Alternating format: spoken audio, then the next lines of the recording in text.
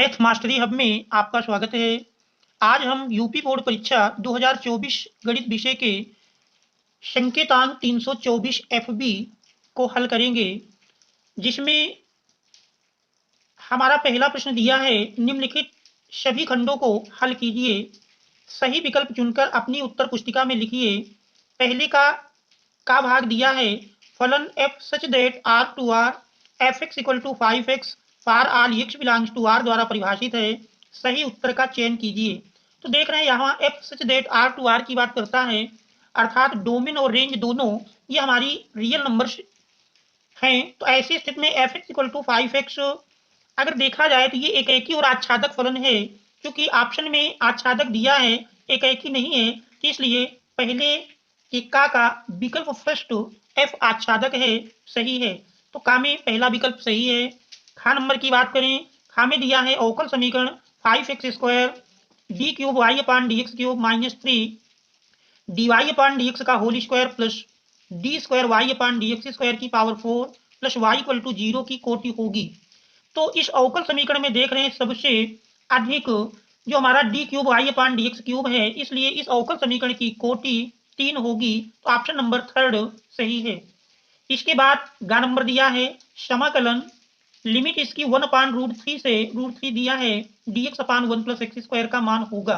तो यदि इसको हम हल करें तो इसमें देख रहे हैं दिया है प्रश्न नंबर 1 का गा भाग, इंटीग्रेशन लिमिट है 1/√3 से √3 dx अपान 1 प्लस एक्स स्क्वायर। इसको यदि हम सरल करते हैं तो सरल करने में जानते हैं 1/1 प्लस एक्स स्क्वायर का समाकलन tan इनवर्स x होता है। अब इसमें हम लिमिट अप्लाई कर देंगे। लिमिट दी है 1/√3 से √3 tan inverse √3 minus tan inverse 1/√3 tan inverse √3 tan 60 अंश यानी π/3 माइनस tan इनवर्स 1/√3 π/, ये हमारा 30 अंश का मान है यानी π/6। लासा लेकर के सरल करेंगे तो 3 दुनाई 6 2π माइनस पाई अर्थात π/6। तो देख रहे हैं π/6 ऑप्शन नंबर थर्ड पर दिया है, तो गा में ऑप्शन थर्ड सही है। इसके बाद चौथा प्रश्न है, चौथे में दिया हुआ है, इसका चौथा भाग देखें। घा नंबर में व्यंजक i dot i plus j dot j plus k dot k का मान होगा। हम जानते हैं i dot i equal to 1, j dot j 1, k dot k 1, ये सभी 1 के बराबर होंगे। तो 1 प्लस 1 प्लस 1 इक्वल टू 3, इसमें ऑप्शन नंबर 4 सही है। अंगा पाठ में दिया है यदि a और b दो व्युत्क्रमणीय आव्यूह कोट n के हैं तो हम जानते हैं ए बी का इनवर्स इक्वल टू होता है बी इनवर्स ए इनवर्स। तो अंगा में पार्ट फर्स्ट यानी विकल्प फर्स्ट सही है। इसके बाद हम दूसरा प्रश्न देखेंगे। दूसरे प्रश्न में दिया है, दूसरा इसका भाग है, निम्नलिखित सभी खंडों को हल कीजिए। इसमें का नंबर है, यदि a equal to 1 2 3 b equal to 4 5 तो a से b में संबंधों की संख्या निकालना है। तो इस दिए गए प्रश्न में प्रश्न संख्या 2 का दिया है, समुच्चय a बराबर है जिसके अवयव 1 2 3 और समुच्चय b दिया है 4 5। पूछ रहा a से b में संबंधों की संख्या। यदि समुच्चय a में m अवयव और समुच्चय b में n अवयव हों, हम जानते हैं a से b में संबंधों की संख्या का फार्मूला 2 की पावर m इंटू n होता है। तो उस फार्मूले के तहत a से b में संबंधों की संख्या मिलेगी, a से b में संबंधों की संख्या इक्वल टू 2 की पावर m के स्थान पर देख रहे हैं, पहले समुच्चय में 3 अवयव हैं, दूसरे में 2 हैं, तो 2 की पावर 3 और 2 का गुणनफल 6, तो 2 की घात 6 कह सकते हैं 64। तो इसका उत्तर 64 होगा। इसके बाद प्रश्न नंबर 2 का खा में देख रहे हैं दिया है, दो सिक्कों को एक साथ उछाला जाता है, दोनों पर पट आने की प्रायिकता क्या होगी। तो दो सिक्कों की उछाल में कुल प्रतिदर्श समष्टि के जो हमारे अवयव मिलेंगे वो क्रमशः H H H T T H या टी टी, इस प्रकार से 4 अवयव प्राप्त होते हैं। तो इसमें देखा जाए तो यस अर्थात कुल ढंगों की संख्या 4 मिलती है। अनुकूल ढंग की बात कह रहा, दोनों पर पट आना, तो देख रहे हैं दोनों पर पट आने का एक अनुकूल ढंग है एन ई इक्वल टू 1। अभीष्ट प्रायिकता PE इक्वल टू फार्मूला है NE अपान NS, अर्थात अनुकूल ढंग बटे कुल ढंग। इसी में मान रख देंगे। NE हमारा 1 मिला है, NS 4 है, तो 1/4 यही हमारा इस प्रश्न का उत्तर होगा। इसके बाद अब हम अगला प्रश्न देखें। दूसरे का गा नंबर दिया है। दूसरे के गा में कह रहा है यदि सदिशों परस्पर लंबवत हैं तो लेम्डा का मान ज्ञात कीजिए। तो दो सदिश परस्पर लंबवत हैं तो लंबवत के लिए कंडीशन है vector A equal to 3i plus 2j plus k, और वेक्टर बी है i minus 4j plus lambda k. अब इसमें कह रहा ए और बी परस्पर लंब हैं तो लंब होने का प्रतिबंध है a1 a2 plus b1 b2 plus c1 c2 equal to 0। ये लंब होने का प्रतिबंध है। इसी में मान रख देंगे a1 3 है, b1 2 है, c1 1 मिलेगा, और इसी प्रकार a2 b2 c2 मान रख दें तो 3 into 1 plus 2 into minus 4 plus 1 into lambda equal to 0। सरल करते हैं तो 3 माइनस 4 दुनाई 8 प्लस लेमडा। तो इस प्रकार से 8 3 minus 8 minus 5 plus lambda equal to 0 या लेमडा इक्वल टू 5। तो यही हमारे प्रश्न का उत्तर होगा। इसके बाद अगला प्रश्न दिया है। अगले प्रश्न में कह रहा है कि यदि PA equal to 3/13, PB equal to 5/13 और PA intersection B equal to 2/13 तो PB अपान A का मान ज्ञात कीजिए। तो PB अपान A का मान निकालना है, जबकि हमारा PA PB और PA इंटरसेक्शन B दिया है। प्रश्न संख्या 2 का घा भाग PA equal to 3/13, PB equal to 5/13 और PA intersection B equal to दिया है 2/13। निकालना है हमको PB upon A। PB upon A का फार्मूला जानते हैं PA intersection B upon PA। इसी में मान रख देंगे। PA इंटरसेक्शन B देख रहे हैं 2/13 दिया है, PA का मान 3/13 है, 13 कैंसिल कर दें तो इक्वल टू मिल जाएगा 2/3। यही हमारे प्रश्न का उत्तर होगा। PB upon A equal to 2/3। अब हम देखते हैं अगला प्रश्न। हमारा अगला प्रश्न दिया है, कह रहा है यदि y equal to log e tan x तो dy by dx का मान ज्ञात कीजिए। तो प्रश्न संख्या 2 का अंगा भाग y इक्वल टू दिया है log base e tan x, dy by dx ज्ञात करना है। तो हम x के सापेक्ष अवकलन कर लेंगे। x के सापेक्ष अवकलन करने पर अगर x के सापेक्ष अवकलन करें तो y का dy by dx equal to log x का जानते हैं 1/x, तो x की जगह tan x है तो 1/tan x into tan x का जानते हैं sec स्क्वायर x। अब इसको अगर हम सरल करें तो सरल करने पर 1/tan x जानते हैं sin x अपान cos x, तो cos x हमारा अंश में मिल जाएगा अपान sin x into sec square x 1/cos square x। काश की एक घात अंश से कैंसिल कर देंगे तो मिलता है 1/sin x cos x। यदि इसको हम sin 2x का फार्मूला बनाएं तो इसके लिए अंश और हर दोनों में 2 से गुणा कर दें तो यही मिल जाएगा 2/2 sin x cos x sin 2x होता है। तो इस प्रकार से अवकल गुणांक dy by dx equal to 2/sin 2x, या sin 2x को अंश में ले जाएं तो कोशेक के रूप में आ जाएगा तो 2 कोशेक 2x यही दिए हुए प्रश्न का उत्तर होगा। अब हम देखते हैं अगला प्रश्न। हमारा अगला प्रश्न दिया है। अगले प्रश्न में तीसरा प्रश्न है।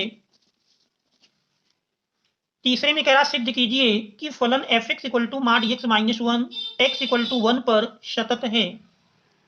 तो प्रश्न संख्या 3 का अगर देखें तो 3 के काम में देखिए दिया है सिद्ध कीजिए कि फलन f(x) equal to mod x minus 1 x equal to 1 पर सतत है।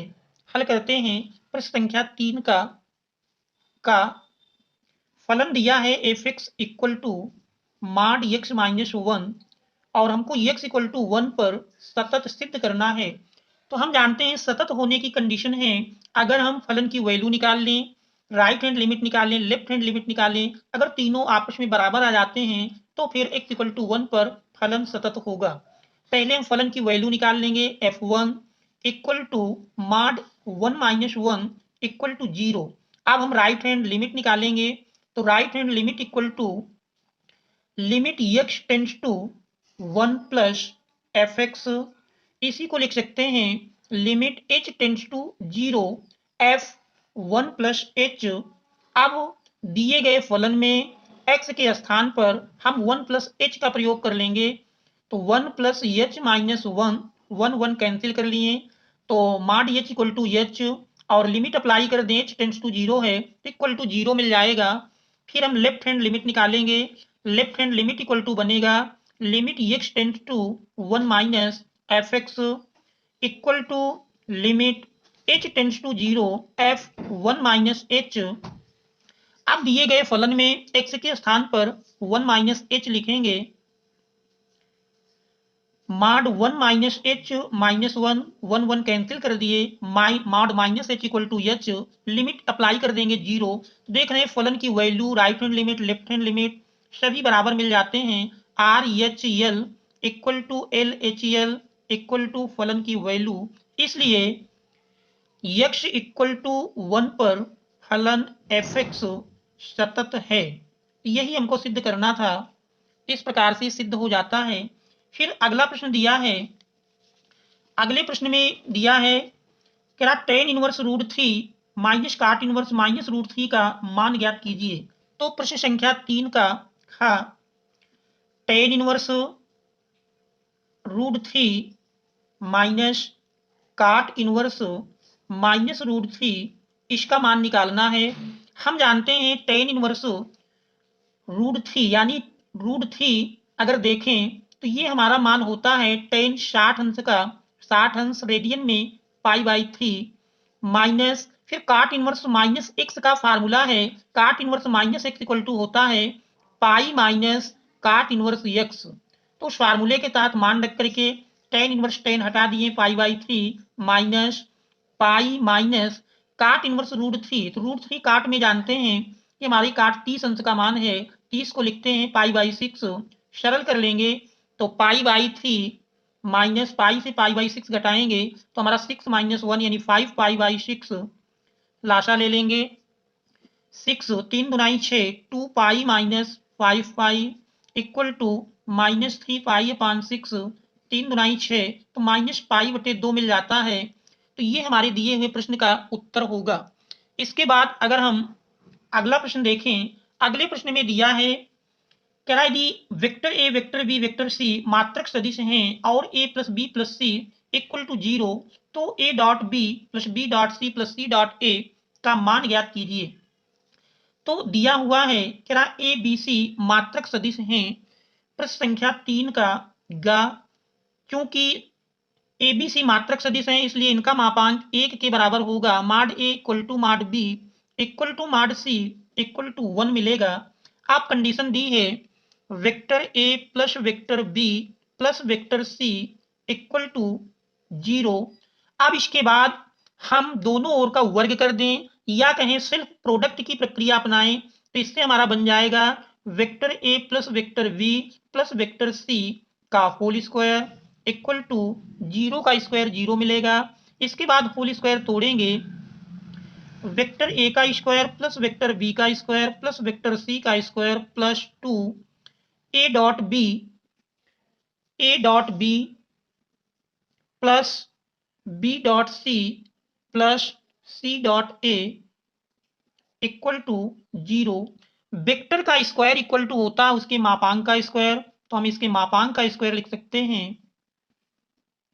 प्लस मॉड सी का square plus 2 A dot B plus B dot C plus C dot A equal to 0। अब हम मापांकों के मान रख देंगे, mod A mod B mod C 1 है तो 1 का स्क्वायर प्लस 1 का स्क्वायर प्लस 1 का square plus 2 A dot B plus B dot C plus C dot A equal to 0। 1 का स्क्वायर 1 प्लस 1 प्लस 1 3, पक्षांतर कर देंगे तो यही हमारा मिल जाएगा A dot B plus B dot C plus C dot A equal to -3, और ये दो जो गुणा में है राइट हैंड साइड में भाग में मिल जाएगा तो A dot B plus B dot C plus C dot A का मान -3/2 मिलेगा। तो यही हमारे इस दिए हुए प्रश्न का आंसर हो जाएगा। अब हम देखते हैं अगला प्रश्न। अगला प्रश्न दिया है प्रश्न संख्या 3 का। देख रहे हैं प्रश्न संख्या 3 के घ पार्ट में दिया है इंटीग्रेशन log x dx का मान ज्ञात कीजिए। तो 3 का घ लिख दिया है। प्रश्न संख्या 3 का घ हमारा प्रश्न है log x का समाकलन ज्ञात करना है। मान लेते हैं i के इक्वल, तो चूंकि हम log x का समाकलन नहीं जानते हैं तो इसके सापेक्ष हम 1 से गुणा कर लेंगे और 1 से गुणा करने के बाद log x को पहला फलन और 1 को दूसरा फलन मानकर खंडशः समाकलन की प्रक्रिया को अपनाएंगे। तो इसका फार्मूला है पहला फलन इंटू दूसरे का समाकलन, 1 का समाकलन x मिलेगा माइनस इंटीग्रेशन पहले का अवकल गुणांक log x का अवकल गुणांक 1/x इंटू 1 का समाकलन x dx, x कैंसिल कर देते हैं। इस प्रकार से x पहले लिख लें तो x log x माइनस 1 बचता है और 1 का समाकलन x होगा प्लस कांस्टेंट c जोड़ देंगे। तो यही हमारे दिए हुए प्रश्न का उत्तर हो जाएगा। फिर हम देखते हैं अगला प्रश्न।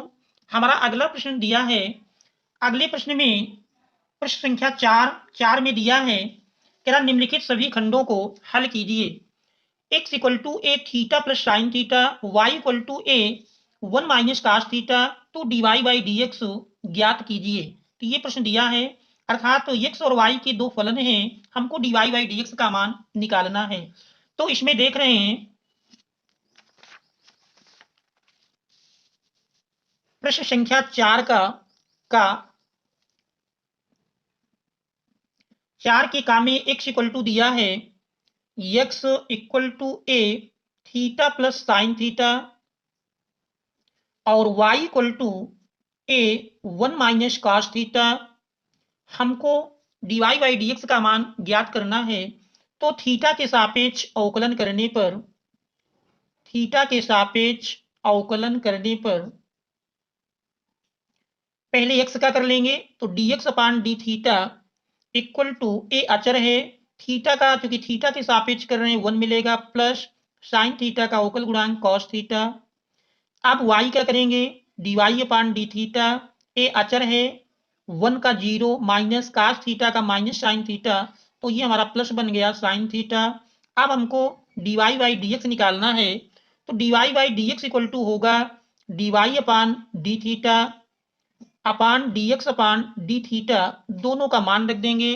तो dy अपान डी थीटा देखिए प्राप्त हुआ है a sine theta upon dx upon D theta है a into 1 plus cos theta. A cancel कर लेते हैं। यदि इसको हम सरल करें तो सरल करने पर साइन थीटा का मान जानते हैं 2 sign theta by 2 cos theta by 2 और हर में हमको कॉस थीटा का ऐसा मान रखना है जिससे 1 कैंसिल हो जाए। तो ये हमारा मिल जाएगा 1 प्लस 2 काश square theta by 2 minus 1 plus minus cancel कर देंगे। अब इसके बाद देखें तो 2 भी कट जाएगा, काश की एक घात कट जाएगी तो बचेगा sine theta by 2 upon cos theta by 2 और sine theta by 2 upon cos theta by 2 equal to tan theta by 2 हो जाता है। इस प्रकार d y by D x equal to tan theta by 2। तो ये हमारे दिए हुए प्रश्न का उत्तर होगा।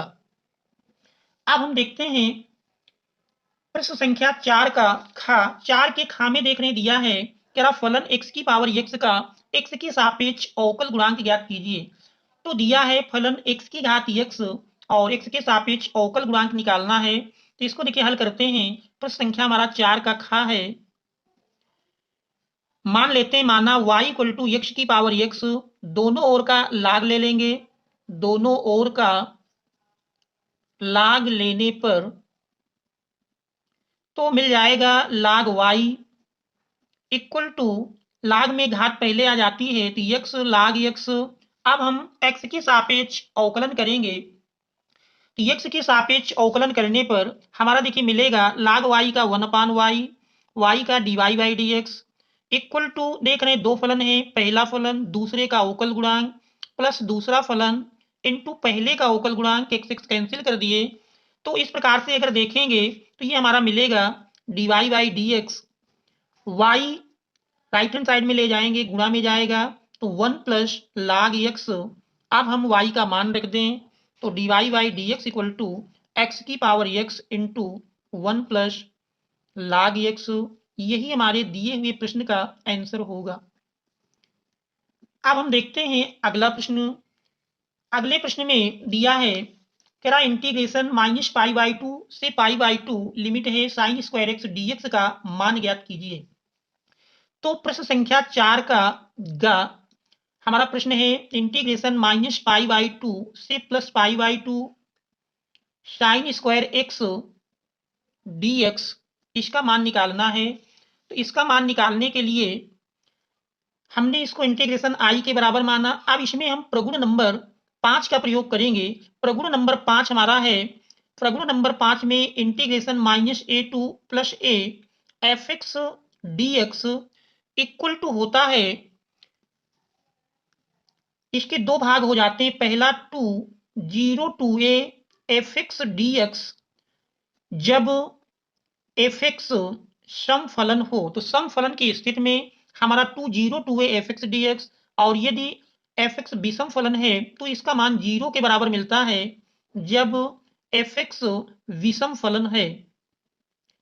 तो दिए हुए प्रश्न में देख रहे हैं हमारा साइन स्क्वायर एक्स है, एक्स के स्थान पर माइनस एक्स रखेंगे तो हमारा साइन स्क्वायर एक्स ही मिलेगा। तो इसलिए ये दिया हुआ फलन एक समफलन है। तो इसमें हमारा 2 0 to a f x D x की स्थिति बनेगी तो ये हमारा बन जाएगा आई इक्वल टू 2, लिमिट हमारी अब 0 से पाई बाई 2 बनेगी, 0 से pi by 2 sine square X D x. ये मान लीजिए इक्वेशन नंबर आपका 1 है। अब इसमें हम प्रगुण नंबर 4 का प्रयोग करेंगे। प्रगुण नंबर 4 के अनुसार प्रगुण नंबर 4 है integration 0 to a f x D x equal to integration 0 to a f a minus x D x. यदि उसका हम प्रयोग करें तो आई इक्वल टू 2 0 से pi by 2 sine square pi by 2 minus x D x. सरल कर लेते हैं तो आई इक्वल टू 2 0 से pi by 2 sine 90 minus x जानते हैं काश एक्स, तो काश स्क्वायर एक्स डी एक्स। ये मान लीजिए हमारा इक्वेशन नंबर 2 बन गया। अब हम इक्वेशन नंबर 1 और 2 को अगर ऐड करें तो इक्वेशन नंबर 1 और 2 को अगर आप ऐड करेंगे तो देखिए ऐड करने पर इसका जो मान मिलेगा, इसका मान हमारा मिल जाएगा आई प्लस आई। अगर आई प्लस आई की बात करें तो I plus I equal to हमारा मिलेगा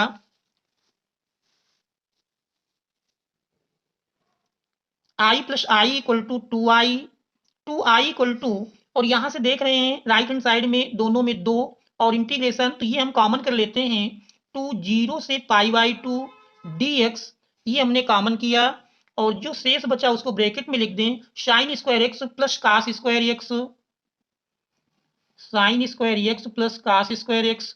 दोनों ओर से कैंसिल कर देते हैं तो आई इक्वल टू 0 से pi by 2 sine square x plus cos square x का मान 1 मिल जाता है। 1 का समाकलन क्योंकि x के सापेक्ष कर रहे हैं तो x हो जाएगा, लिमिट 0 से पाई बाई 2। अब लिमिट अप्लाई कर देंगे तो लिमिट अप्लाई करने पर देखिए यही हमारा मिल जाएगा i equal to pi by 2 minus 0 अर्थात i equal to pi by 2। तो ये हमारे दिए हुए प्रश्न का मान होगा, यही उत्तर हो गया। अब फिर हमारा अगला प्रश्न दिया है 4 का घ नंबर में दिया है कह रहा सिद्ध कीजिए कि फलन f x equal to mod x x equal to 0 पर अवकलनीय नहीं है। सिद्ध करके लाना है कि दिया हुआ फलन f x equal to mod x x बराबर 0 पर अवकलनीय नहीं है। तो यहाँ पर हम राइट हैंड डेरिवेटिव और लेफ्ट हैंड डेरिवेटिव निकालें।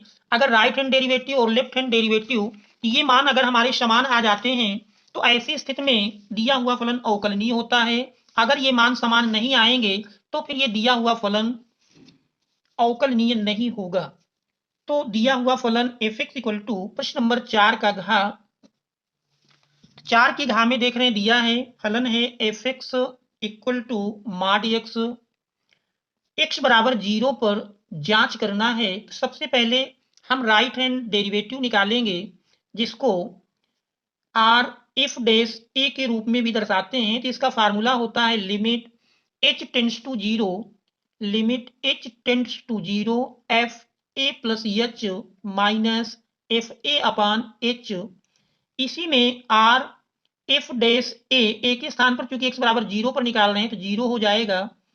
Limit h tends to 0 F A plus H, तो F A plus H A के स्थान पर हमारा 0 हो जाएगा, तो 0 plus H minus F A अर्थात एफ 0 अपान एच।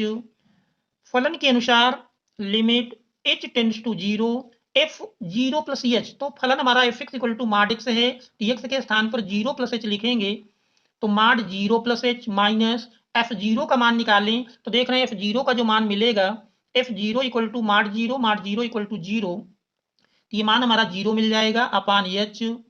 तो माड 0 प्लस एच यानी एच एच अपान एच कैंसिल होकर के 1 मिल जाएगा, तो राइट हैंड डेरिवेटिव का मान 1 मिला।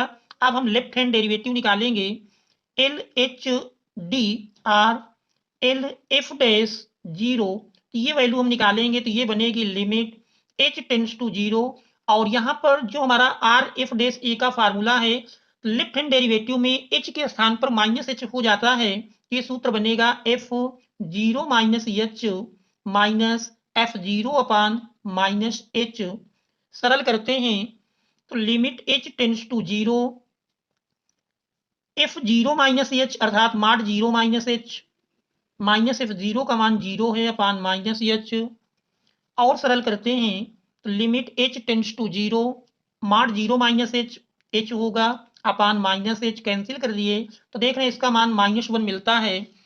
क्योंकि r f dash 0 does not equal to l f dash 0, इसलिए x इक्वल टू 0 पर फलन अवकलनीय नहीं है, अवकलनीय नहीं है।